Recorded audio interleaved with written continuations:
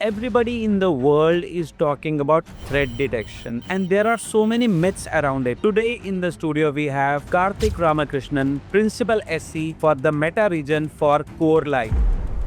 In a world where people were talking about antivirus, suddenly NDR was a buzzword, and most of these EDR vendors want to enter the NDR market as well. How do you compete with these vendors? When you talk about pure play EDR vendors, they look to partner with top NDR vendors, and we are one of them. And then there are vendors who have a lot of products and have EDR as an offering or NDR as an offering. But if you talk about getting the most value from an NDR solution, you need to look at pure play NDR vendors out there.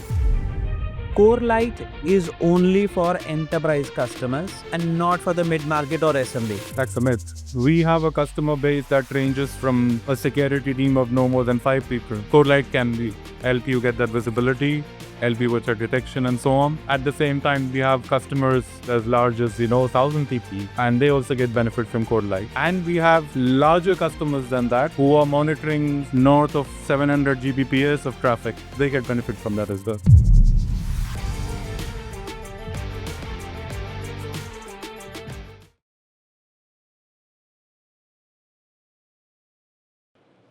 Hello and welcome to Spire Connect powered by Spire Solutions, where innovation meets conversation.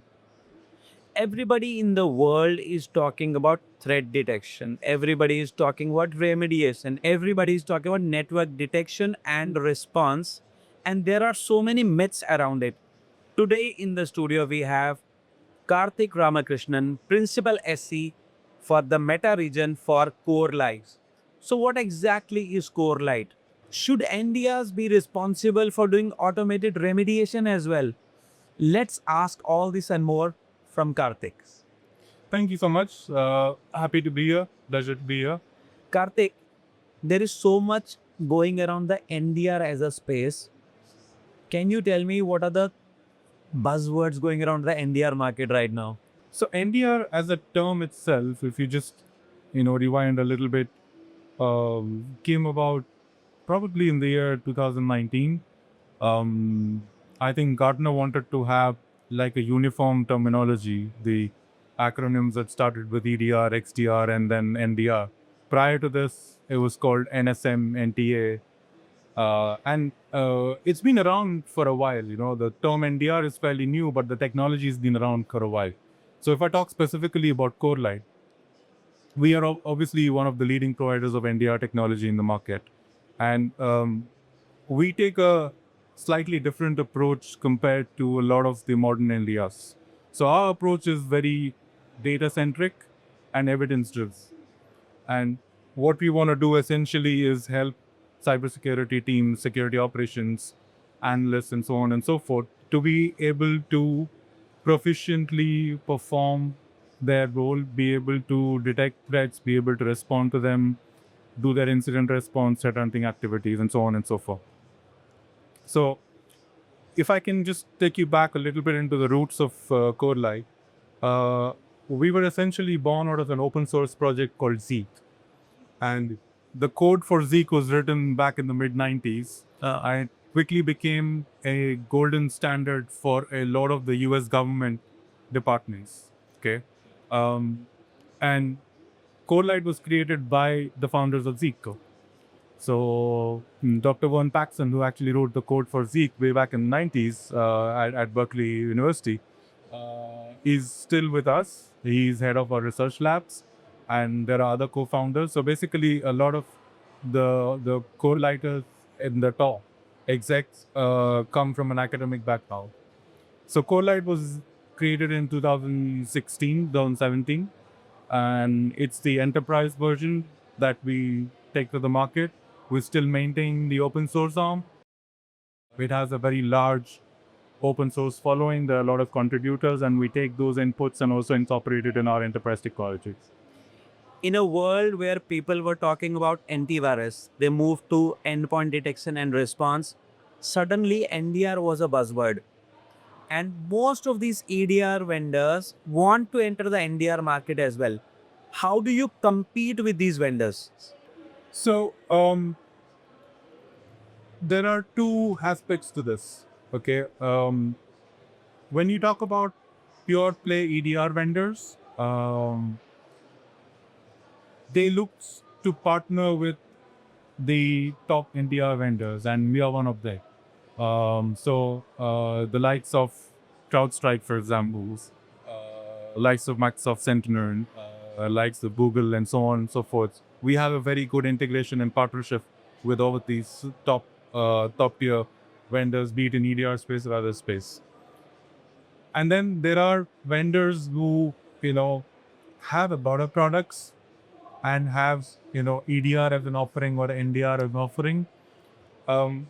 Look, I mean, I think there is a huge market, and there will be customers who might feel that the offering from a company that is doing or specializing in other technologies and also offering NDR or EDR on the side, it may be a good fit for them. But if you talk about getting the most value from an NDR solution, you need to look at pure play NDR vendors out there, okay? Because we've been around in the market for a while. We know how the networks look like, how they behave, what sort of threats we are seeing.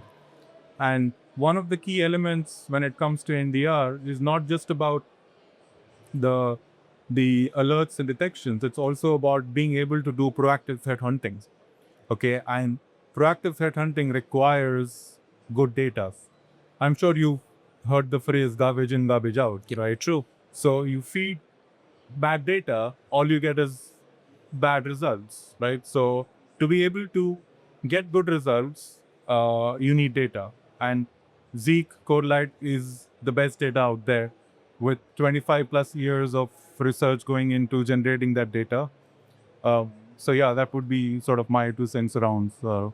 If I'm a CIO from a retail company and I'm entering Jitex right now and I bump into you and I ask you 3 use cases which you can help me to cover by using Zeek NDR.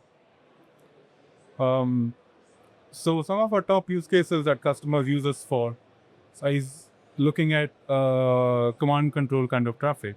Okay, if there is a system that's been compromised internally, is it beaconing out, reaching out and downloading more malware? Is it exfiltrating data, and so on and so forth? Alongside that, when an activity like this happens, there is also a potential threat of the malware moving laterally inside your systems, right? True. So what happens oftentimes is the first point of attack is never the target for the attack. The zero patient. Yes, exactly. So it's mostly the weakling in your network. It's to gain access to your network. And then they go around scanning the network in order to get to a system that is hosting your crown jewels.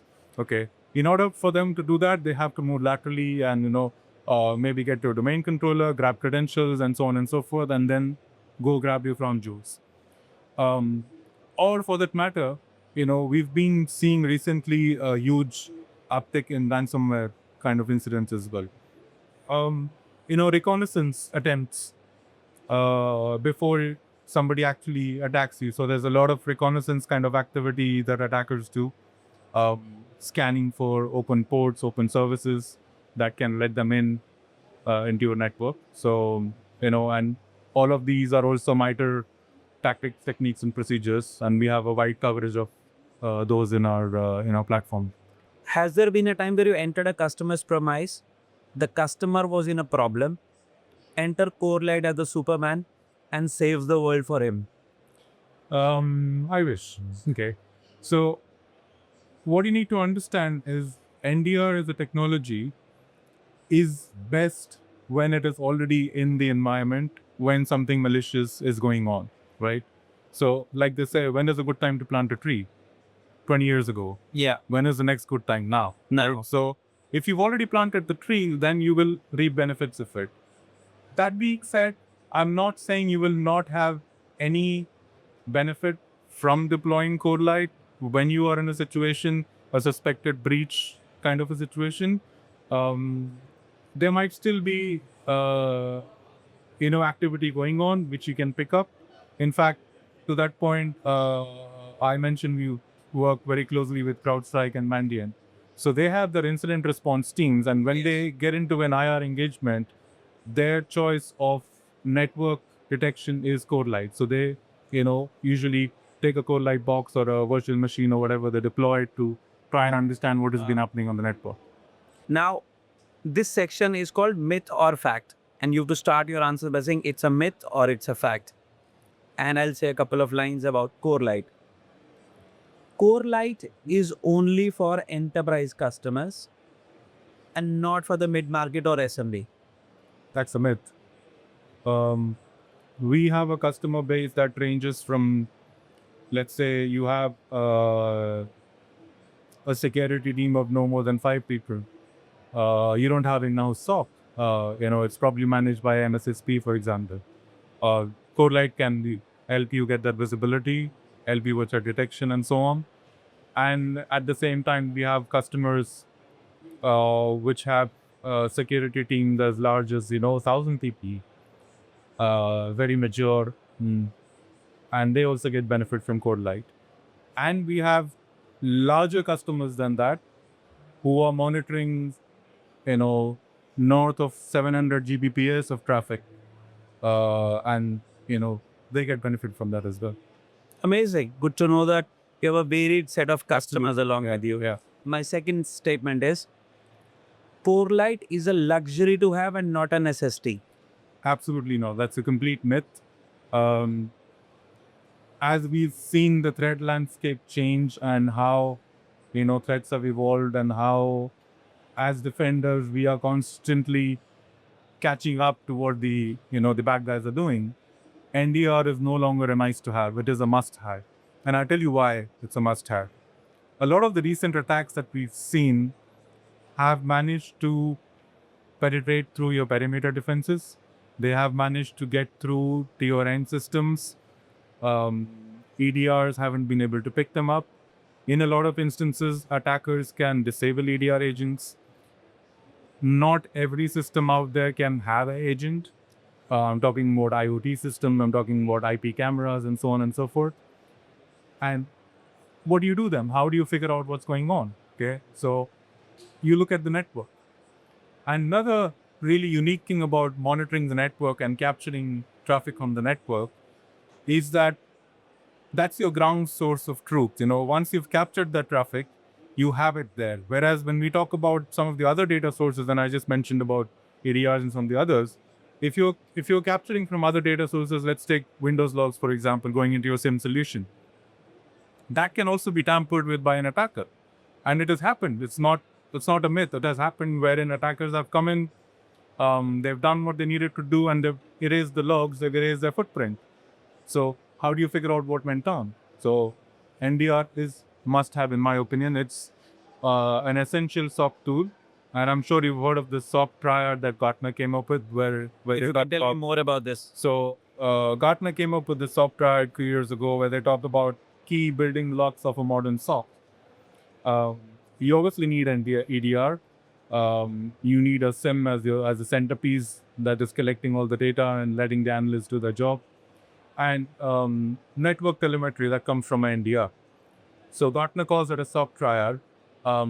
I would actually go ahead and add on another piece to it, which is identity. Okay, because identity is extremely important as well for you to get the context when you're looking at something. And of course, threat intel is a key part that drives detection this way. Amazing. So good to know that Gartner has always been one of the leaders in talking about NDR as a technology. My third statement is Corelight does not support multi-cloud environments. Yeah, again, a myth. Corelight supports multi-cloud environments. Corelight supports on-prem environments. So we have sensors that can be deployed in your popular public cloud offerings like AWS, Azure, GCP, and so on. We also monitor private clouds. We have a lot of customers doing that. And obviously, like I said, we have on-prem monitoring as well in the form of physical sensors, virtual machines, software that you can deploy on bare metal. Let's say you had to explain the relevance of an NDR to my 10-year-old son. How would you do that? That's a difficult one. Okay, so I do try and explain this to my family, who's not so into cybersecurity for sure. And I basically tell them that, you get a phone bill kind of every month, right? And it has your details, the number you called or the number you received a call from, and the duration of the call. What NDR gives you essentially is the call recording, which is absent from the phone bill. Wow. Because, that's what you need to be able to dig deeper and figure out what has been going on. I mean, what did two people speak about, right? So here you see what did two endpoints speak about, what malicious activity went on, was there lateral movement, was there CD communication, and all the other wonderful use cases that NDR can fulfill. So I guess that's how I would explain it. That's a great idea. Imagine your parents having NDR facility when you were in college. Yeah. So many of these things could have not. Yeah. And that would have been counterproductive. That would have been counterproductive for sure. The attackers are using AI better than the defenders today. 100%. How do you think Corelight is changing this trend? Yeah, excellent question. So first of all, what we do at Corelight is we don't rely on a single detection technique. Okay, so we have what we call as a multi-hybrid detection techniques that we use. We make use of signature-based detections. We've got an embedded IDS engine running in there. We make use of threat intelligence. We make use of behavioral analysis, machine learning techniques, supervised, unsupervised, ranging from neural collaborator filtering to random forest. And what is it? The key to detecting things like attacks that are let's say formalized using AI. It's very easy to change a signature or a fingerprint, right? And then your traditional detection methodologies will fail completely. So behavioral analysis, detecting an anomaly comes into picture there. So you've baselined the network and you know how the networks would behave. You know how the various endpoints that are connecting on a regular basis will behave. And what happens in a lot of these AI-generated attacks is that it kind of blends into your normal activity, right? It doesn't kind of stand out, so it makes it even harder. To give you an example, and I'm going to get a little bit technically. Please. So we've baselined an environment and we see that a certain system, when it has to do web access, it only goes through a browser, right? It uses Chrome, for example. And that's the normal behavior. But suddenly one day we start seeing some web activity using command line, like curl commands are going in there. Yes. So we'll flag that as an anomaly. Okay. An anomaly doesn't necessarily have to be malicious, but it's a pattern that varies from the regular sort of behavior, right? So that should pique the interest of an analyst and say that, hey, the system hasn't been doing this and now it's starting to do this. Let me go and check what is going on. And let me start looking at other stuff that's going on here. Who else has this communicated with? And that would be one of the ways I would use to try and figure out, attacks that cannot be detected in a straightforward way using the traditional methods. If I'm a chief AI officer in a government department and I happen to pass by your booth in Jitex, what is one thing you want me to remember about Corelight when I'm leaving your booth? So it's worth mentioning that Corelight as an NDR was the first in the market to incorporate generative AI into the solution. Wow. Okay. And again, this connects a little bit with our open source heritage. So Zeek, because it's an open source product, and I think back when ChatGPT 3.5 came out, I think it was March 2023, probably around that time. ChatGPT already knew, or I should say that there were users that were using ChatGPT to create Splunk queries to mine Zeek data. Because it's publicly available, the LLMs, not just ChatGPT, all the other LLMs that came out after that, were already trained on how to interpret Zeek data, how to craft queries to mine Zeek data. And that was fantastic. So, I mean, you know, yes, we did put in a lot of effort after that to make it into our enterprise solution, but this was a very good start we got. So, like I said, we were the first ones to actually incorporate it, Gen AI into our platform, wherein we provide AI-assisted summaries. So, imagine you are a level 1 analyst, and you are triaging an alert, and you look at that alert and you go, okay, it is throwing a bunch of regular expressions to me. It's telling me this complicated suricata signature, ID signature. How do I make sense of this? So we provide you the summary in a plain English layman format. We will tell you that, this is the activity that went on. It was looking at these sports, or it was looking at this keyword, or whatever for that matter. And it greatly improves the time that the analyst takes to understand that to begin with, and then go about triaging that in SIEM. In addition, we are also supporting any LLM that the customer might be using. It's not just limited to using our platform or dependent on our interpretation of the alerts and the detections or the summaries, so to speak. So we've come out with this concept where we have a MCP server, or module control protocol server, and you may have any LLM That you prefer, yeah.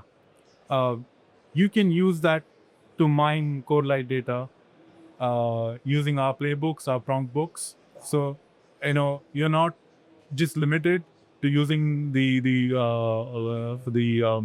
AI, let's say, capabilities that we give.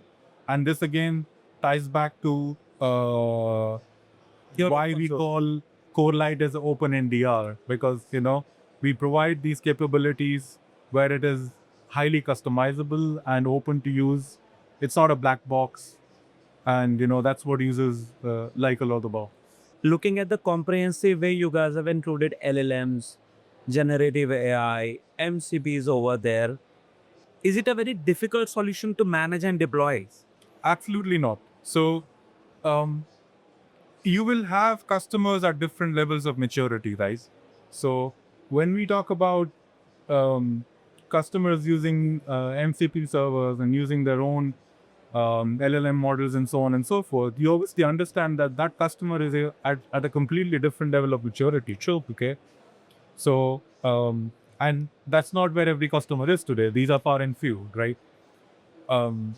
Which is why you get all this functionality built into our platform. So even a SME customer, for example, that we talked about, is able to make use of all of these features and functionality. And we have such customers who are very happy with these features. Every technical person has a wish list for the next year in terms of technology from their engineering team. What is your wish list for next year? My wish list for next year is to continue to enhance the AI capabilities that we've come up with. We should enhance our detection capabilities. Look, ultimately, it's about making life easier for the cybersecurity teams and the SOC analysts, right? True. So everything is in that direction. The more we help them with, let's say, things like alert fatigue, the more we help them in looking at threats that are important, right? Alert aggregation, prioritization, giving more context, enriching the data. These are sort of my asks, which we do to a large extent already today. But yes, we should keep getting better at these. I am a CISO, and my only job is to inform my board that you are not breachable. I just care about reports and compliance. I do not care what an NDR does, what an EDR does, what a firewall does. How can you help me in getting that one report which saves my job? So, again, talking from an NDR perspective, right? And like you said, your board does not care whether it's an NDR or EDR or whatever. So, whilst we can generate such reports from our solution, be it a executive overview report or a compliance report. If you have to comply with a specific regulation, we can do that.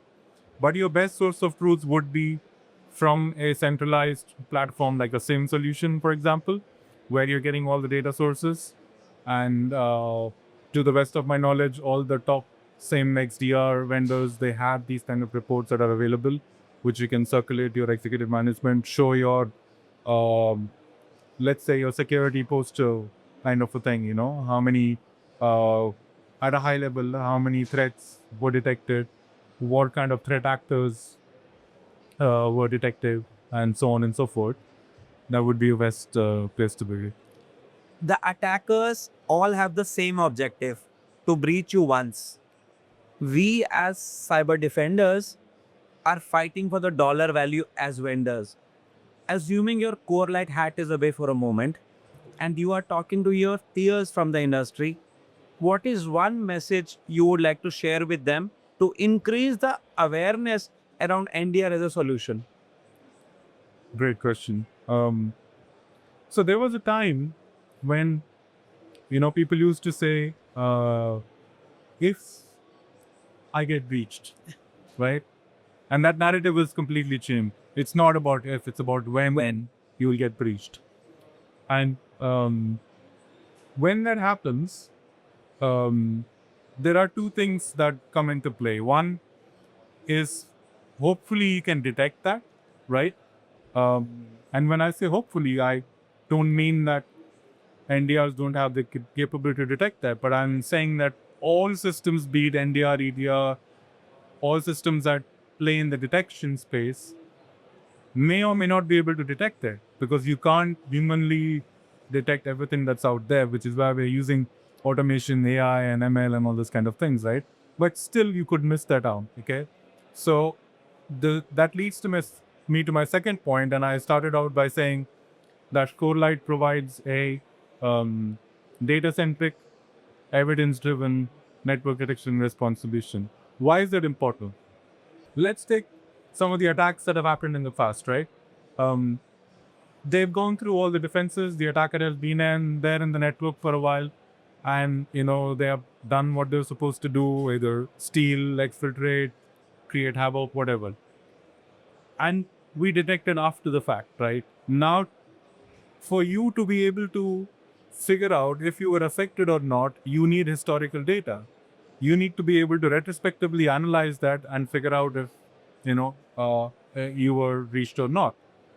And a lot of our customers were able to do that because there is that data that we provide evidence, and unlike a lot of the most modern NDRs where it's only data that is kept surrounding an alert, like 5 minutes before, 5 minutes after kind of a thing. No, we store all the data. So NDR is a key to this. And I highlighted a few other points previously in terms of how NDR logs are forensically sound and you can't tamper with them and so on and so forth.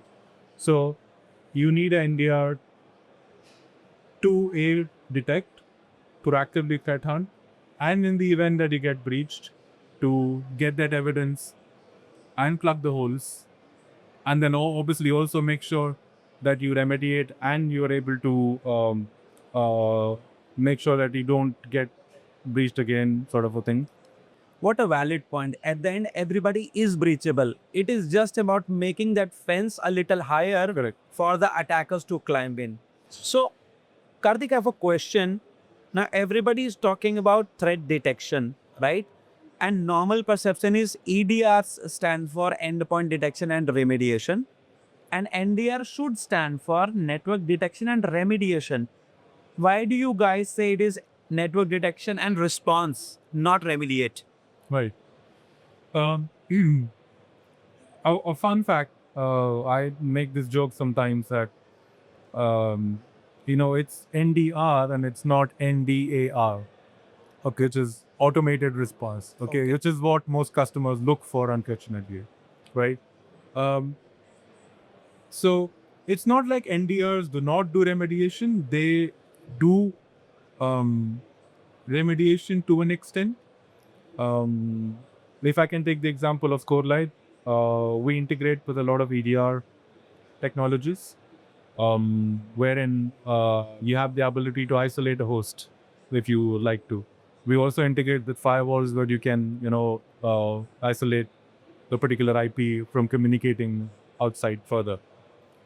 In an overall concept of SOC, if you see, like I said, you have SIEM as a centerpiece, and you are getting data from other data sources as well. So you would ideally want to cross-correlate all those data sources to take informed and informed decision that I need to take action on this particular activity. And it's better done in a SOAR platform, for example, right? So you have playbooks that will take information from what happened at the NDR level, what happened at the EDR level, what happened at other data sources that I'm getting at, and it can take a more informed action, block something or remediate something, kick off a script, whatever. If point products start taking remediation action, you could land yourself in trouble, because I could go ahead and isolate a critical server, which, can cause a business impact, right? So you don't want to be in that situation. And majority of the, let's say the IPSs of the world, were deployed in a monitoring only mode and not in a blocking mode. True. Okay. Yes. And it's, although, it's there as a requirement when you talk about NDR, people say should be able to do automated response and this and that. What we've seen is, once we explain, again, it's a myth, right? People hear from peers or other industry people and they, oh, it should do response. When we explain this to the customer, the response has many facets to it. You get the intel from what you've seen, the analyst has come to a decision, or you create a hypothesis for a threat hunt. You've done your threat hunt, and then you come to a conclusion. X system communicated with a server outside. This is malicious. These ports. This is that, and then I take a response. Then I do a response to it. That response could be manual as well. I may go ahead and block that particular IP address in my firewall, or I could, stop that service or port or something of that sort. So there are the two facets of response, which is why, I personally believe, and even at Corelight, we believe that, response or remediation is an additional function that is better taken from a more centralized solution than every point product.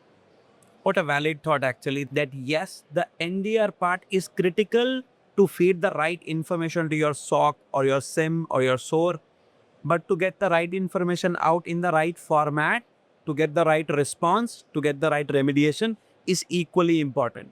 Thank you so much, Karthik, for this enlightening conversation. And with this, we conclude our today's episode of Spire Connect, powered by Spire Solutions, where innovation needs conversation. Thanks for tuning in.